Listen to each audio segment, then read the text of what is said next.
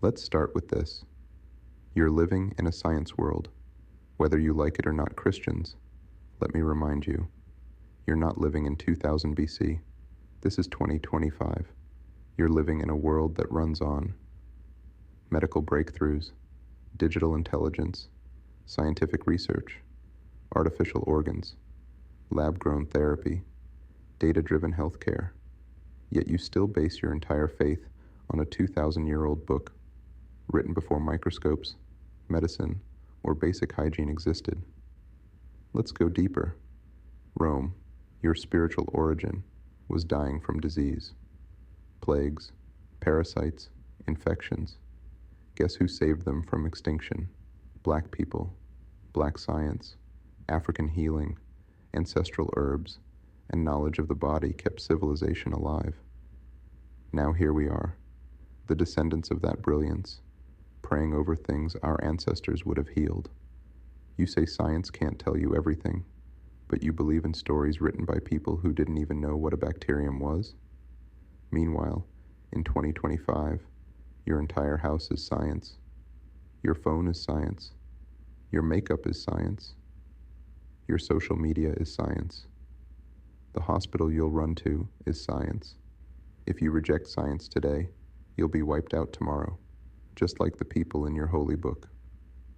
Step 1. If prayer healed, why are churches full of sick people? Churches have more sick people than hospitals.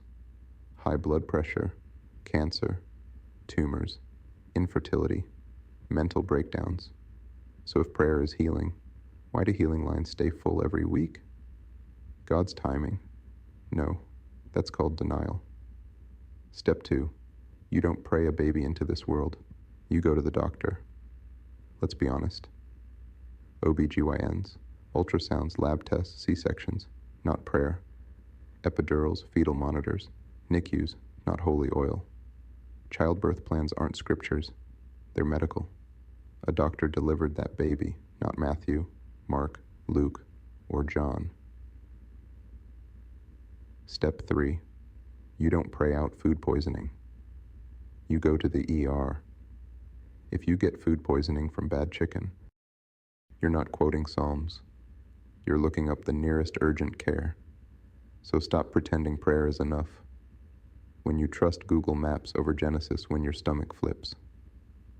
Step 4. Christians don't trust science until they need it. You say, all I need is Jesus. Science is demonic. Doctors are false prophets. But let your heart skip a beat, and you're not calling Jesus, you're calling paramedics. Step 5. More Christians are in the hospital than non-believers Christians. Fast, pray, speak in tongues, tithe, but still, die early, ignore their mental health, reject therapy, hide from facts. Meanwhile, non-believers, meditate, go to therapy, eat clean, trust medicine, and they live longer. So what's really working? Step 6. Prayer only works. When science steps in, let's say it clearly, prayer doesn't heal you. Science does. Surgeon removes your tumor. Pharmacist fills your prescription. Therapist rebuilds your mind. Scientist develops your medicine, yet you scream, "Thank you, Jesus," when the real hero is in a lab coat. Step 7. You say, God did it. But science gets no credit. Science got you.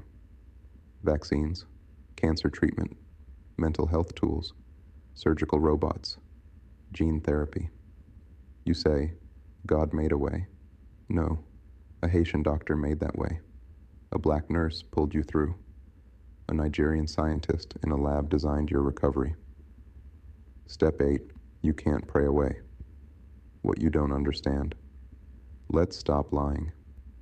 Prayer won't fix your liver. Prayer won't stop internal bleeding.